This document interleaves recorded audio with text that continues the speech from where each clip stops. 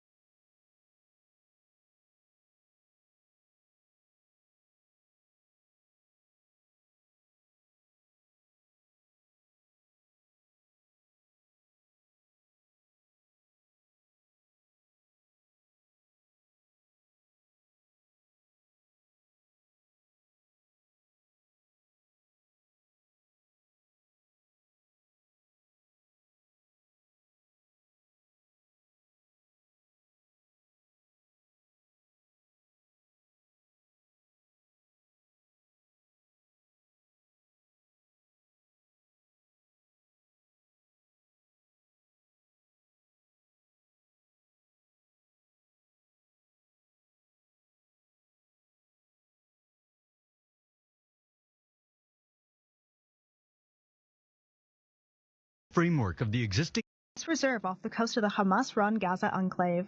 The gas field, which sits just about 30 kilometers off the Gazan coast, is estimated to hold more than 1 trillion cubic feet of natural gas. Discovered over 20 years ago, the gas has remained untouched due to the ongoing conflict between Israel and the Palestinian enclave. But now, with the West looking for alternative energy sources after distancing itself from Russia following the invasion of Ukraine, all parties involved are willing to make new strides. In a statement earlier this morning, the Israeli Prime Minister's office citing economic reasons for the move. In the framework of the existing efforts between the State of Israel, Egypt, and the Palestinian Authority, with emphasis on Palestinian economic development and maintaining security stability in the region, it has been decided to develop the Gaza marine gas field off the coast of Gaza. The Egyptian-owned eGas is expected to develop the field, pumping out more than enough gas needed for the Palestinian territories, allowing for the rest to be exported and provide vital income for the cash-strapped PA. Despite not being in talks on the project, Hamas is expected to unofficially sign off on any agreement to avoid the possibility of missile strikes on the new gas field once work begins.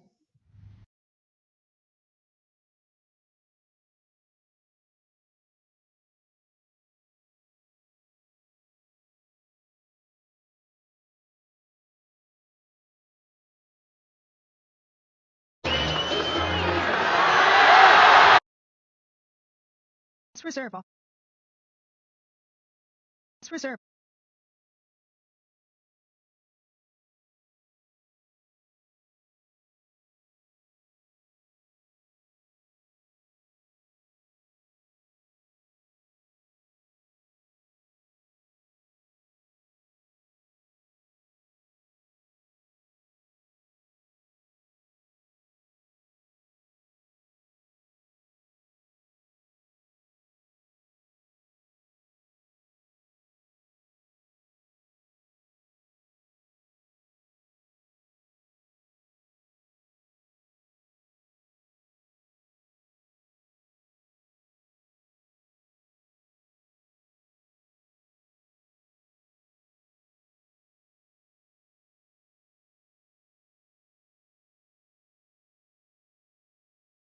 So my wife got me this weird new kitchen knife as a Christmas gift. God, I love her. I bet you thought that the Israeli-Palestine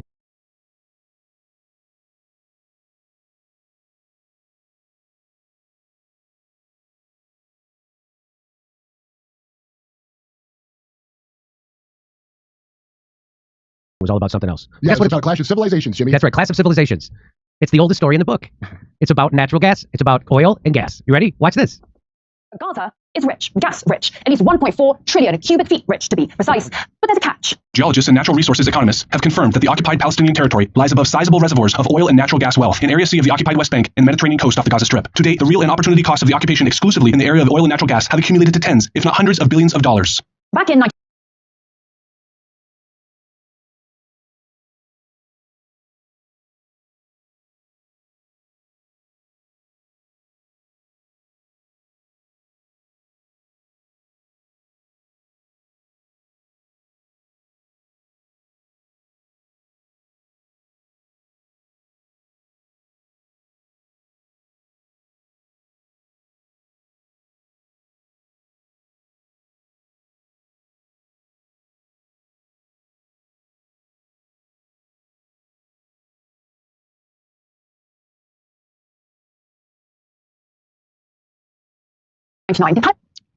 And now you know the rest of the story. I mean, you don't have to finish the story because I know exactly how this goes. That's It right. goes the same way every single time. So wait, this means it's not about religion, Kurt. No. I mean, sure, it's about religion for suckers who have to fight and die for the energy business. Right, and Bill Maher. And Bill Maher. I just mean it's not about religion for any of the people in charge making the decisions about the war in Gaza. Boy, why does God always leave incredible wealth underneath bad people? I know. It's such a hassle having to wipe them out to get our energy.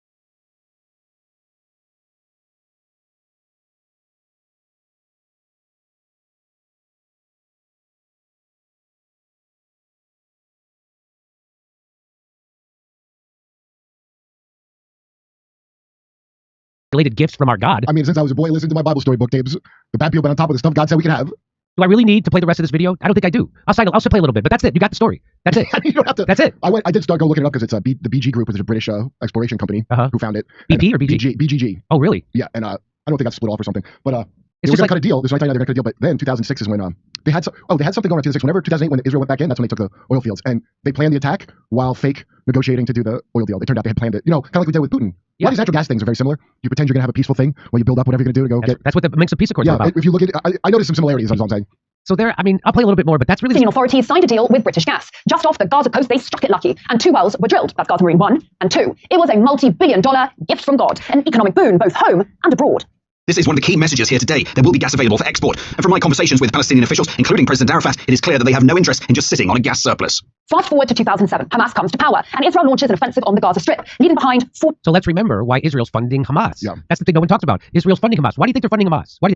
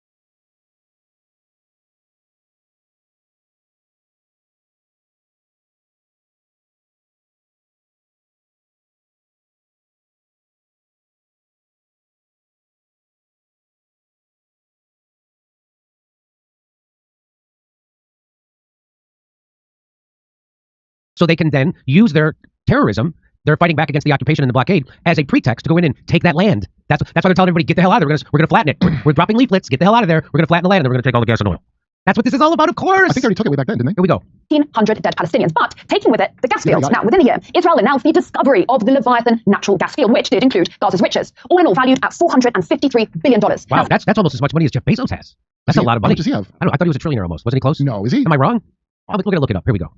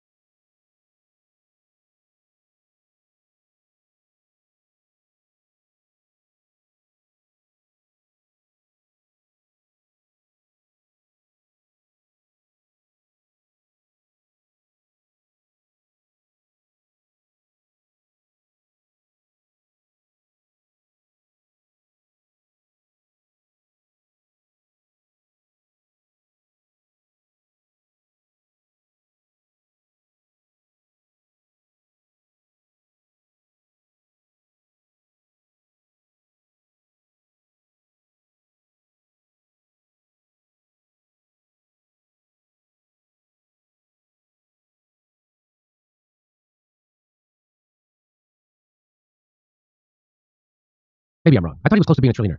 And Garsons haven't seen a shekel, or, to be more accurate, they have been denied around $47 billion in revenue. So they're not giving any of the money to the Yeah, Palestinians? no, he did take it. They gave him their They share. already took it? Yeah. Okay. As for Tel Aviv, well, it's gunning to become a new hub. This is a historical moment in which the small country of Israel becomes a significant player in the global energy market. The Memorandum of Understanding will enable Israel, for the first time, to export Israeli natural gas to Europe. And it is even more impressive looking at the significant set of agreements we signed over the last year, which position Israel and the Israeli energy and water sectors as a key global player.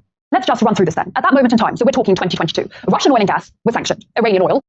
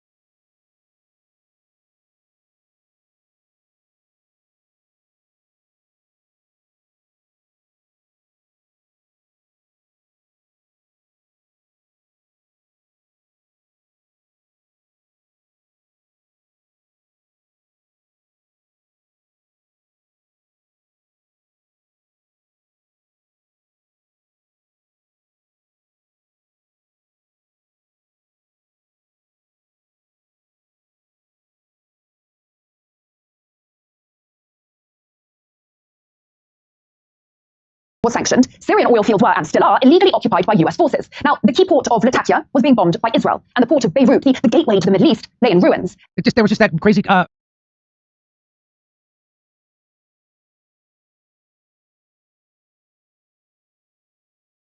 ammonia explosion or something. Remember that? Remember that big explosion in the... Oh, it was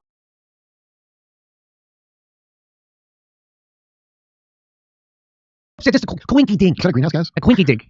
Enter this small country of Israel right here with its seas of gas, its working ports, an answer to Europe's problems, and perhaps, most critically, the US blessing. Because in case you didn't know, US Congress has decided that Israeli energy is in the highest national security interests of Washington. So DC was only too happy for Tel Aviv to become a key global player. After all, it had itself previously mulled over ways in which to make its 51st state a window onto Europe. Another interesting application of nuclear excavation would be a sea level canal 160 miles long across Israel, connecting the Mediterranean with the Gulf of Aqaba, and thus the Red Sea and the Indian Ocean. Such a canal would be a strategically valuable alternate to the present Suez Canal. The Suez Canal is a gold mine. It connects the Mediterranean Sea to the Indian Ocean via the Red Sea. It is the link between Asia and Europe every day.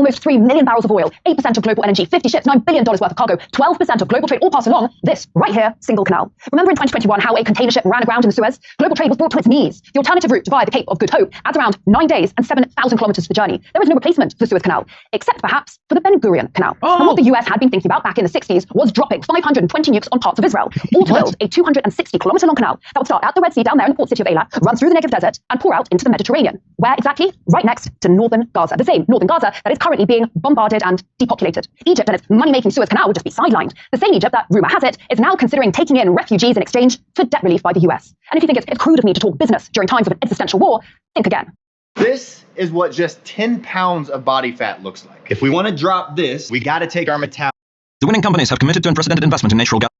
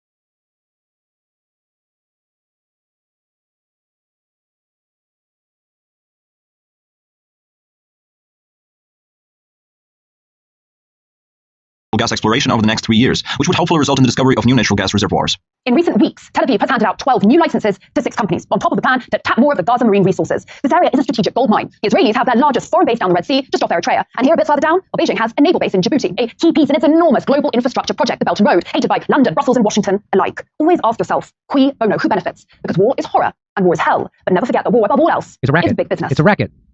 War is a racket. It's all about business and natural and fossil fuels, baby. It's always been. And once again, we are killing each other over a substance made of the last big stupid animals that dominated the face of the earth. Does anyone really think this was about religion, Kurt? The Suez Canal and the immeasurable profits is more important than human life. We're not dealing with religious leaders. We're dealing with shareholders. They only have one deity, and the places of worship all have ATMs installed, okay? Pragmatic evil is the curse of the modern world. It's like technocrat stuff. Yes. Like, well, it'd be better if the people were not in the way. First of all, I know it was the 60s, but to even try to calculate that you would dig a canal with nuclear bombs. With nuclear bombs? What? Whoa, I don't got to live there. They already done Hiroshima and Nagasaki at that point, so you would think that might leave some problems. So either human life will win or greed will win. They both cannot succeed simultaneously. What about some really greedy lives that will sacrifice all the other lives and then they will win? That is amazing. I'm going to guarantee you, Rachel Maddow's not going to tell you this. Sean Hannity's not going to tell you this. Anderson Cooper not going to tell you heard this. this till just now. I mean, either. I had no idea. I was like, does it have gas or anything? Like, I always wondered about it. Never heard a thing. And apparently 1999, this was like a top secret released file. I mean, the nuclear bomb thing was, but the natural gas being there wasn't really reported. Nuclear bombs. They're going to use nuclear bombs to build a canal. Wow. So when you send workers into the nuclear blast zone to get that canal moving. That is amazing. Yeah. Okay, so that's why we blew up the pipeline. That's why we had to blow up that Nord Stream pipeline. No, pipeline. it's not. You create the guy. And that's why we got to stand with this. This is why we're staying.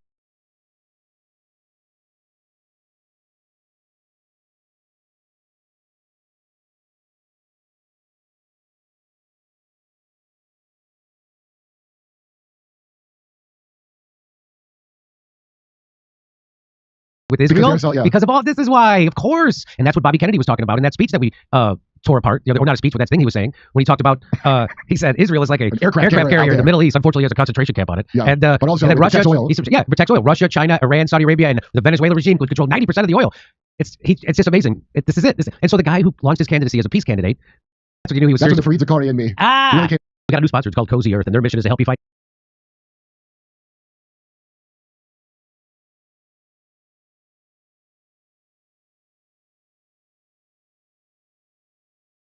in your daily life. By how give you the softest, most luxurious, and responsibly sourced products in the world. For instance, they have I got their sheets. It's get this, they come with a 10-year warranty. And go to CozyEarth.com and enter the code Jimmy to save up to 40%. We're also going to discuss the ironclad commitment, and this is, I'll say this 5,000 times in my career, the ironclad commitment the United States has to Israel based on our principles, our ideas, our values. They're the same values. And I've often said, Mr. President, if there were not an Israel, we'd have to invent one. It is the best $3 billion investment we make. Were there not an Israel, the United States of America would have to invent an Israel to protect her interest in the region. The United States would have to go out and invent an Israel. We're also That's a lot. The CozyEarth.com. Go to CozyEarth.com and use the code Jimmy. CozyEarth.com. Hey, come see us doing a live stand-up show. We'll be in Burbank, California, Oxnard, California, Venice, California, Palmdale, California. Then we're going to Omaha, Des Moines, Milwaukee, Lansing, Bend, Oregon, Portland, Oregon, Seattle.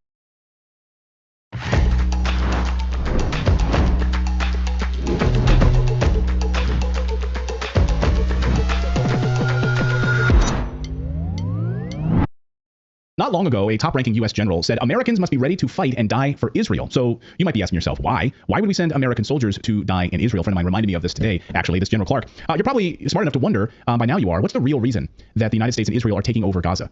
Is it really about Hamas, as neocons and Netanyahu would have us believe, or is Hamas the perfect cover to seize control of massive natural gas deposits that Palestinians own and control offshore, off the shore of Gaza and the Gaza Strip? Call me cynical, but I have heard this story before.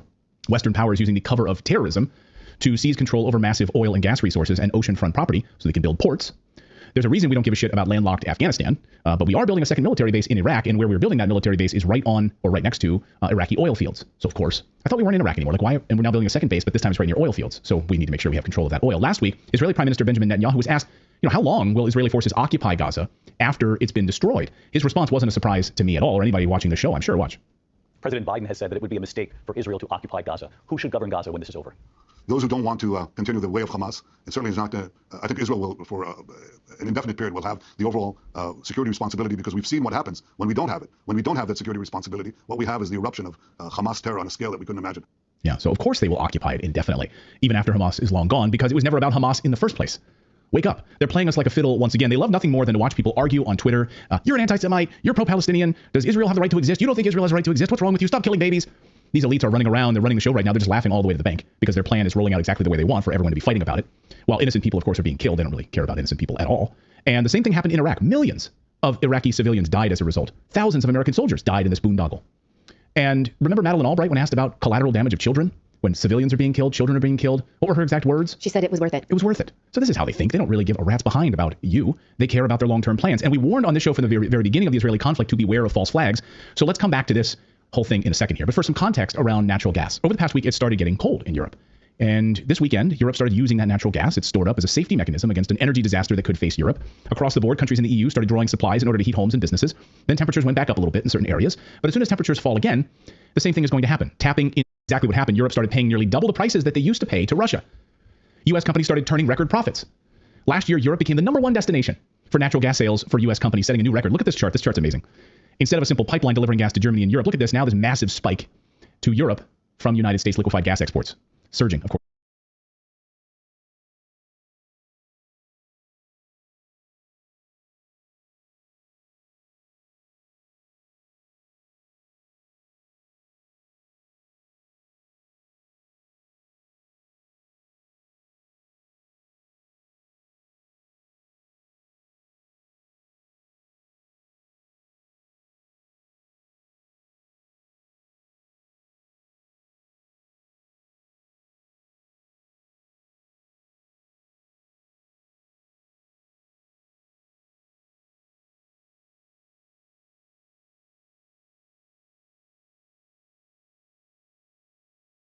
now to Europe. Instead of a simple pipeline delivering gas to Germany and Europe, now the United States puts it on liquefied natural gas on ships like this, and it transports it across the ocean. There's your green plan. That's a brilliant idea, right? We're all about environmental concerns. So instead of a clean gas pipeline that delivers it, now let's go through all of the extra legwork and cost. What carbon footprint putting it on diesel? Probably. What else is going to? It's not solar panels, right? I wonder if it runs on natural gas. Actually, that'd be brilliant. Well, it usually is a cleaner source of energy, but not if you ship it, all the way around the world. Go ahead, David. Yeah, add in the extra layer of carbon. Yeah, exactly. And I was just going to say, but it gives them a reason to not have to listen to people up in arms about fracking. Like, we don't need to listen to these people anymore. We can get it overseas and not have to fight these people. Yeah, we don't have to do it in our own backyard. We'll just buy it from America where they do fracking. So American companies are putting this liquefied natural gas on these ships, transporting it across the ocean, buying our stuff now from America. We played you those sound bites here, members of the German Bundestag. So in fact, right after the United States blew up the pipeline, natural gas exports to Europe exploded. Look at this chart. Look at the blue bars to the right of your screen. And look how China and Asia declined in American exports. China started getting it more from Russia. Of course, the Belt and Road Initiative is going to help all of that, right? And Europe started getting all of their natural gas from the United States. And it's about to get much worse. According to Bloomberg, demand for natural gas is set to rise through the region, not going to slow down anytime soon. In fact, according to the EU's top energy official, says that the U.S. gas will be needed for decades. Decades. U.S. gas will be needed for decades to come, and without it, EU would face disaster, they admit. It's amazing how that happens. So then let's circle back to Gaza and a couple of points here, just so we have that context there. In the year 2000, there was a shocking discovery made right off the coast of Gaza in Palestinian-controlled ocean waters. It just so happened that geologists found a massive natural gas deposit. Whoa, really? So this deposit could transform a country, transform it, lift it out of poverty, completely alter it. Just look what it did to Norway in the 1960s. Norway, of course, went from being a poor fishing country to the most economically advanced country in the world. Norway leads every major category, from healthcare to life expectancy to income to safety, all thanks to oil, and they get to keep their own oil. Imagine that. They find it, they bring it out of the ocean, they get to keep the profits. Isn't that a novel idea? I mean, it was. Go ahead. I was just going to say, that's what Venezuela wanted to do. They wanted to basically give the oil back to the people, and America was like, no, we have too much interest in your oil down there. Let's form a coup. Yeah, right. They did have to, in Norway, fight the United Kingdom for rights to some of those Black Sea deposits. So it wasn't as easy as that, but they won most of it. Yeah. Well, it turns out Britain has very long tendrils, which we'll see here in a second. So imagine, though, if African countries got to keep their own oil instead of... That has imagined that found itself on the business end of a U.S. bomb. Yeah. And so all of the money and riches, of course, flows out into Europe rather than into those African countries. We'll do those Christmas songs and that'll raise money for them. So I'm sure that's the same thing as having deposit. Contains upwards of $1 trillion. Its exploitation is still subject to negotiations. It's been estimated that Gaza Marine... The field was discovered in 2000 by BG Group, but as of 2021, its exploitation is still subject to negotiations. It's been estimated that Gaza Marine which is a deposit, contains upwards of 1 trillion cubic feet of natural gas. 1 trillion cubic feet of natural gas. And RT just did a great report on this Palestinian gas that sits right next to Gaza and the oil in the West Bank. Check this out. You probably wouldn't know it, but Gaza is rich, gas rich, at least 1.4 trillion cubic feet rich to be precise. But there's a catch. Geologists and natural resources economists have confirmed that the occupied Palestinian territory lies above sizable reservoirs of oil and natural gas wealth in Area C of the occupied West Bank and the Mediterranean coast off the Gaza Strip. To date, the real and opportunity costs of the occupation exclusively in the area of oil and natural gas have accumulated to tens, if not hundreds of billions of dollars. Back in 1999, the Palestinian Authorities signed a deal with British Gas. Just off the Gaza coast, they struck it lucky, and 2 wells were drilled. That's Gaza Marine 1 and 2. It was a multi-billion-dollar gift from God, an economic boon both home and abroad. This is one of the key messages here today. There will be gas available for export. And from my conversations with Palestinian officials, including President Arafat, it is clear that they have no interest in just sitting on a gas surplus. Fast forward to 2007.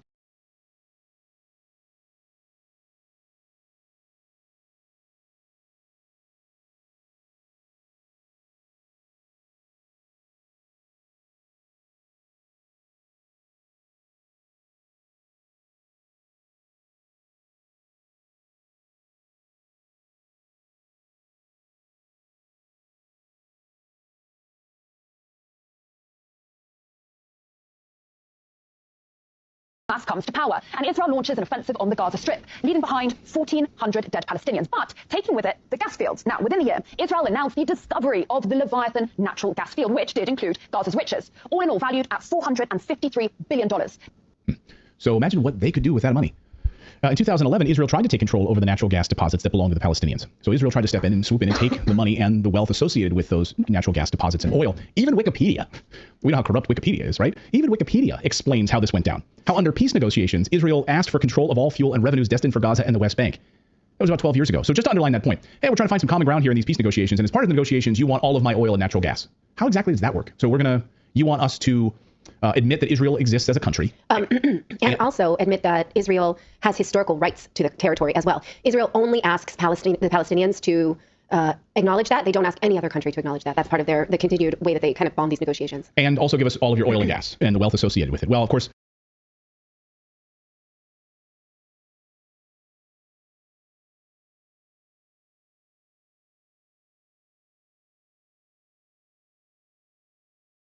Surprisingly, the Palestinians rejected that offer. Still, the natural gas sits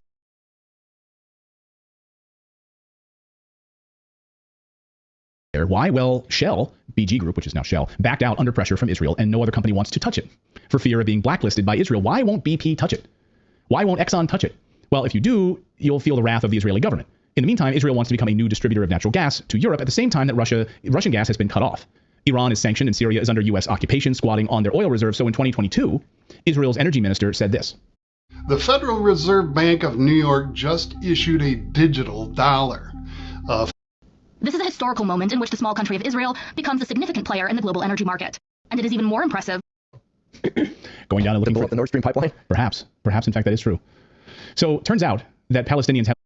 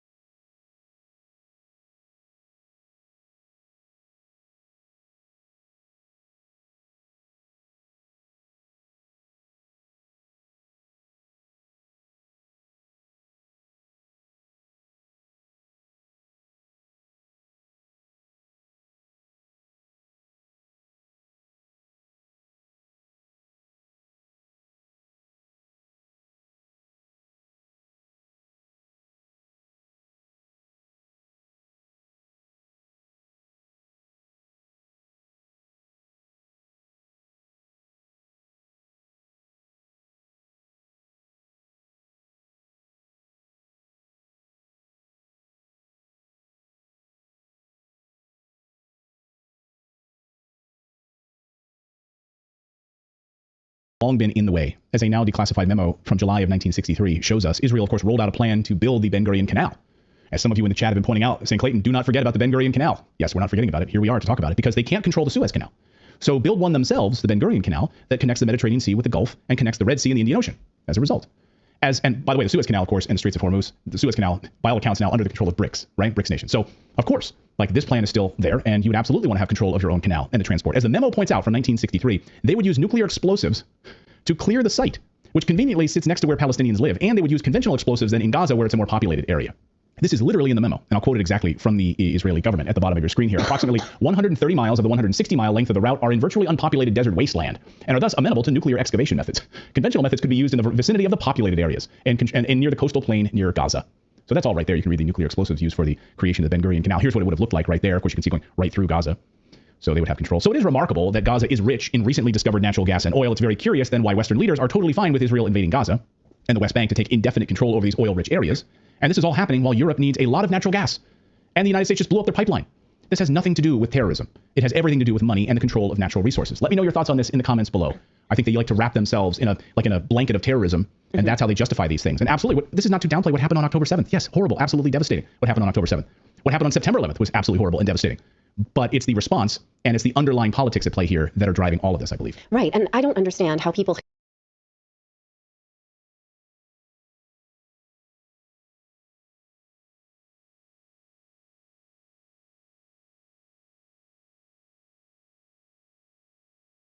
are pro the Israeli response continue to use 9/11 as if it is a successful roadmap. Like, right. Hey, the United States had 9/11. They waged 20 years of war on the Middle East and killed millions of civilians. That was fine. So Israel should do it too. 9/11 should be a cautionary tale of how not to respond. So I don't and these comparisons as if, an Israeli minister this weekend said, well, no one put a time limit on, America's response to 9/11. That's not a good thing. That's not something that we should be emulating.